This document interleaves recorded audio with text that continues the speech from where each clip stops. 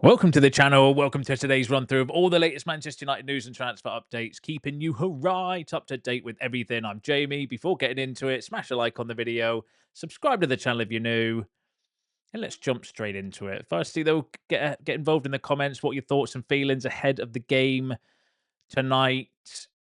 Results went our way last couple of days, and there's an opportunity with a win for United to go fifth, level on points with Chelsea.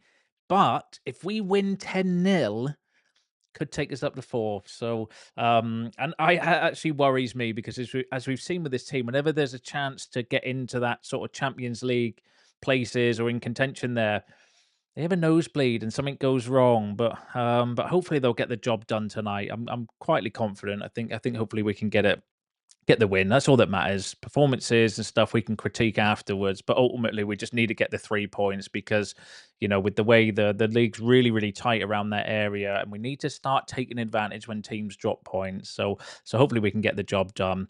Now, yesterday there was a bit of news, or Ruben was quite cryptic in his press conference about two potential injury doubts. The rumours are that potentially Bruno and Xerxes facing late fitness tests. But on the injury front, Sully Talks has just come out saying that understand Bruno Fernandes is set to be in the Man United squad today against West Ham, despite concerns.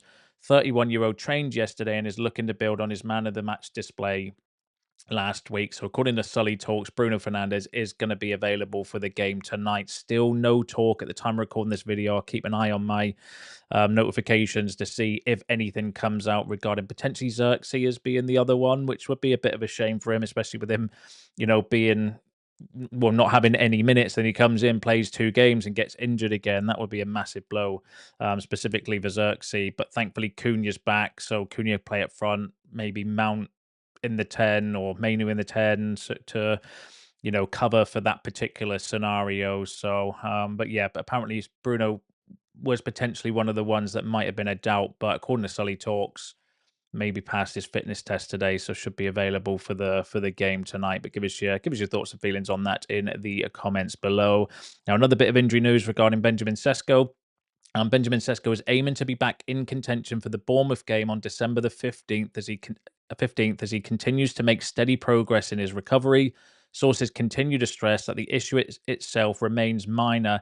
That description of the injury has not changed at any stage of the recovery process and is not developing into anything more serious than initially understood. So that came from Sam C, who's decent as well, suggesting that the aim is for Benjamin Sesko to be back in time for the Bournemouth game, which will be good because that ties in with Mbumo, Ahmad, Mazraoui. That's potentially good. Well, that's going to be their last game before they have to go off to AFCON as well. So on track to be back in the next week or two for Sesko, which is good. So yeah, they're the latest regarding the injury updates ahead of the game tonight. Still don't know about, potentially, we still don't know actually who the other player is that was potentially facing an injury doubt. Rumours are Xerxes, but they're rumours. We'll obviously have to wait and see. But the news from there, Bruno, according to Sully Talks, back in the squad ahead of tonight. So give us your shouts on that in the comments below. Now, there was a bit of noise yesterday regarding a young Greek midfielder in Mouzakitis. Now, there's been another story coming out from a Greek news outlet saying that Manchester United have submitted an offer worth around 28 million euros for Christos Mouzakitis. Real Madrid have offered a little more. The two teams are ahead in the race. Olympiacos want close to 40 million euros and will only negotiate for more than 30 million euros. That's a large amount of money to play for a relatively inexperienced rookie 18-year-old, as talented as he looks. I've been watching a few more of his highlights and bits as well, and doing some research. He does actually look like he's quite a talented kid, but that is still like a lot of money to go for. And then I read this in the Manchester Evening News as well on the same report, saying that Manchester United's early bid for Olympiacos midfielder Christos Mouzakitis has been rejected by the Greek club despite the young talent's growing list of admirers. Olympiacos considers the reported 24.4 million offer too low. Olympiacos have made it clear that they will not even sit down to negotiate unless offers surpass around 26.2 million. This means Manchester United must increase their bid simply to open official talks. Ultimately, Olympiacos is seeking a figure closer to £35 million to sanction a January transfer, United must significantly raise their offer above the negotiation minimum to beat out competition like Real Madrid. And, with all due respect, I don't think this is the sort of news outlet that's going to be breaking the fact that Man United have made an official bid for Mouzakitis, because we've heard absolutely radio silence on it from, David Ornstein, Fabrizio Romano, even people like Rob Dawson, Ben Jacobs, Chris Wheeler, all the transfer experts that are connected to the club, Laurie Whitwell. All of these people have mentioned absolutely zero about Mouzakitis, and yet this Greek outlet is suggesting that we've made a bid and that the bid's been ultimately rejected because they won't even sit at the table unless we're willing to start negotiations at £26.2 million, but they want £35 million. So this story just feels very far-fetched in my opinion. Like I said, I think he is. Chris Wheeler was saying the other day that he is a player that we've scouted, so I think there's clear interest in there. It's the second or third time we've been linked with the kid as well, so I do think there's something there. But do I think we've made a bid? I'll wait for a little bit more credibility personally on that one, but give us your thoughts and feelings on that in the comments below. But maybe it's just an agent story. It could just be maybe Real Madrid are going in, so they want to increase the asking price, linking with Man United that are making a bid. Who knows? We'll pay attention to it and see how that all plays out. But an interesting profile of player. But do I think we're going to spend £35 million on an unproven 18-year-old? No, I don't. I think we'd be, not that I don't think we would go for that caliber of player. Look at Orozco and Kone and players like that, but we're not going to spend significant sums of money on an unknown 18-year-old that's un-Premier League proven that still needs development. That money could go. You could get João Gomez for that plus a little bit of change, maybe, or 50 million pounds. So you could go for, or Conor Gallagher. An update on him I'm going to go through in a second as well would be less than £35 million. So yeah, I'm a little bit skeptical regarding that one, but give us your shouts and your thoughts and feelings on that in the comments below, as I am sure you're going to. Now, let's stick with the midfield. So this was an interesting piece actually came out from Dean Jones, which was talking about Kobbie Mainoo and Kobbie Mainoo's situation, because it is one that's, a hot topic. It's being widely debated. Ruben Amorim constantly gets asked about Mainoo in his press conference and, effectively just giving the same answers. And the answers are that, Amorim's picking the team that he thinks going to win the game. And at the moment, he doesn't think Mainoo's good enough to out the players that are in the team to be in the first team, and that's Ruben Amorim's decision. Whether you agree with it or not, I'm sure you'll have your thoughts and feelings on that. But in the report, it says what Man United and Mainoo really think about exit with Star doomed under Amorim. So Manchester United continued to be hesitant over the prospect of letting Kobbie Mainoo leave on loan next month, with a host of factors, many of which don't have simple solutions, clouding the situation. The preference is that he stays for the full season, and the main reason for that is to maintain squad depth and quality. It's a frustrating period for Mainoo, but sources say that there are also fears that a temporary move could damage rather than boost his value ahead of a possible summer transfer decision. And then it goes on just to say a bit about Mainoo's situation. But then Dean Jones says that Mainoo asked to leave on loan in August, and that same scenario was likely to be repeated in January, but Man United remain reluctant to approve any loan. They want Mainoo as a squad player, but also fearing that a short spell away from Old Trafford may carry more risk than reward. If he struggles for form, his market value and status could dip.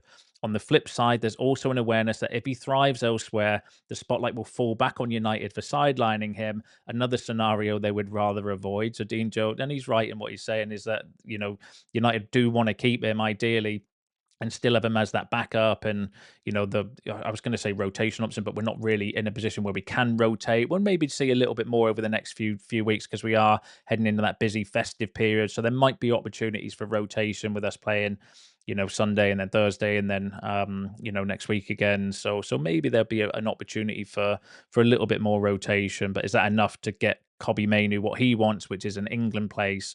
Who knows? So we'll know a little bit more about that. But he's right in what he's saying. If you loan him out and his loan goes particularly bad, then you've devalued a player that maybe still holds a little bit of value if you do want to look to sell him in the future. But then on the flip side, if he goes away and does really well, then Amram ends up with egg on his face, doesn't it? Because all the questions would be like, "Why haven't you been playing this, kids?" And I think we're damned if we do, damned if we don't when it comes to Mainoo. That's why it's such a difficult situation.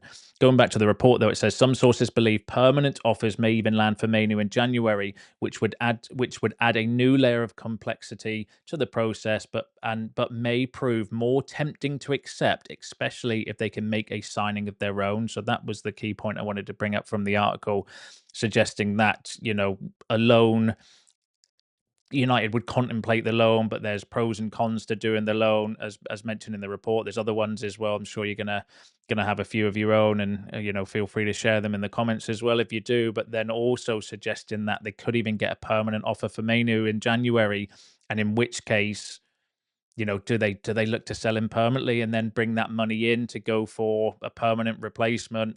It's going to be difficult. It's going to be interesting to see what happens with Kobbie Mainoo. I personally, I like Kobbie Mainoo. I rate him. I think he's a fantastic kid. I think it's just unlucky that we don't have as many games this season, and that's the downside of not qualifying for the Champions League, wasn't it? I remember did say that in his press conference as well, that he kept telling the players, "Look, you have no idea how bad it's going to be if you've only got one game a week, because I can't pick and choose all of you, and some of you are going to be, on the bench and not playing. So we've only got ourselves to blame for putting ourselves in this position by not winning that Europa League final." But it's a really difficult one. I don't want to see us selling too many of our young players, but then on the flip side, if he's not that highly rated, what do we do? What do we do? I'm sure you'll have your thoughts and opinions on Kobbie Mainoo. So get involved in the comments. Let me know, what do we actually do with Kobbie Mainoo? What's the right sort of solution? I mean, ideally, he signs a new contract and just stays and fights for his place. And then in the future, Bruno goes, Casemiro goes, we can integrate Mainoo into the team. He's had a year to learn and develop and get fitter and fresher and all of that stuff. But ultimately, on the flip side, he does need game time as well. I think he's at that age now where, playing consistent games would actually probably further his development than just training with the players that we've got. So it's a difficult one, isn't it? But give us your suggestions on that one in the comments below. Now, there's been a little bit more noise over the last couple of days regarding our other midfielder as well, Emmanuel Ugarte. So, Alex Crook has said that Manchester United midfielder Emmanuel Ugarte's future at the club appears uncertain, with reports suggesting his situation looks bleak and an exit as early as January or the summer now a real possibility. So, again, would want to see a little bit more credibility, but there are a few stories suggesting that obviously Ugarte could be one to leave, and I think that's right as well. He's in a similar position to Mainoo in terms of not playing, not getting any minutes, clearly not fancied by Ruben Amram as well, picking obviously Casemiro ahead of Ugarte, because in Amram's mind, if you remember, it's Mainoo and Bruno fighting for one spot, and Ugarte and Casemiro fighting for the other spot. And but interestingly, more reports potentially that Emmanuel Ugarte could be up for an exit in January. And I was thinking this before when I was reading the stories, was what if we've got it wrong? What if what if it's Ugarte that we look to sell in January and then bring in the replacement for Ugarte and try and keep Kobbie Mainoo, because out of the two, I would do that personally. I would keep Mainoo ahead of Ugarte any day of the week.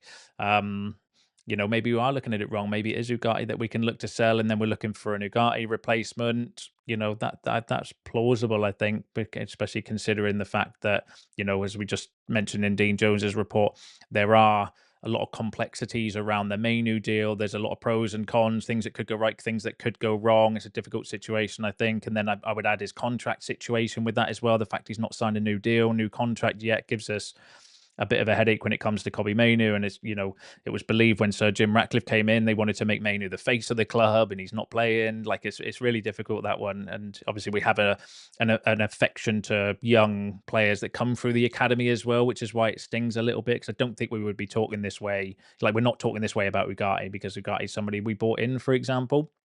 But is it more likely now that actually could we sell Ugarte in January and then get the fund and create the space in the squad, get the money in, and then look to bring in a midfielder from there? That seems like it could be plausible as well. Obviously, we need to wait and see. There's a lot of time between now and the January transfer window. A lot could change. But give us your thoughts on that. Give us your ideas on that, or your comments on that in the down below. So if we were to do that, though, obviously we need to bring in a replacement. And as much as I like Mouzakitis as a as an exciting young prospect signing. I still want to wait to see a little bit more credibility regarding, a Greek news outlet suggesting that we've made a bid when nobody else, none of the transfer gurus at the time of recording this have mentioned anything regarding that at all. And I don't think if Man United had made a bid for a player, it would be kept secret like that. We wouldn't be hearing from Romano or Ornstein or Laurie Whitwell or anybody else of that nature. But the other player that is, still not going anywhere in terms of links with us is Conor Gallagher. So again, this is coming from Alex Crook on TalkSport. So again, pinch of salt material, but saying on Manchester United's most likely January incoming, it said that the one I think we should keep an eye on in terms of an incoming in January is Conor Gallagher. He's keen to get back in the Premier League due to losing his England place. Sources in Spain say Atletico would only accept a permanent transfer. I think United are more inclined to do a loan deal. Let's see how it goes until the end of the season. So Alex Crook suggesting that he thinks that maybe the more likely signing that we would get for midfield in January is Conor Gallagher. Now, on Conor Gallagher, Romano's done an article in Gimme Sports where he said that Conor Gallagher could be one to watch again in 2026 with movement already starting around the English midfielder ahead of the January transfer window. And then he's mentioning that obviously we tried to get a loan deal done for him at the end of August, but Atletico didn't want to lose him with 48 hours to go and didn't want to do a loan for Conor Gallagher neither.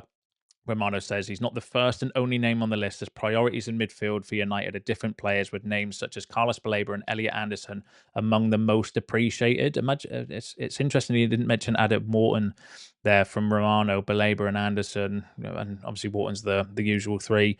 And then there are top names on the shortlist for Manchester United, but Gallagher has always been there as an opportunity if the conditions are right. But then Romano does go on to say that at the moment, sources close to Atletico Madrid insist on on permanent deals as only way to get Gallagher in January for a fee of around 30 to 35 million euros and are not opening the doors to a loan.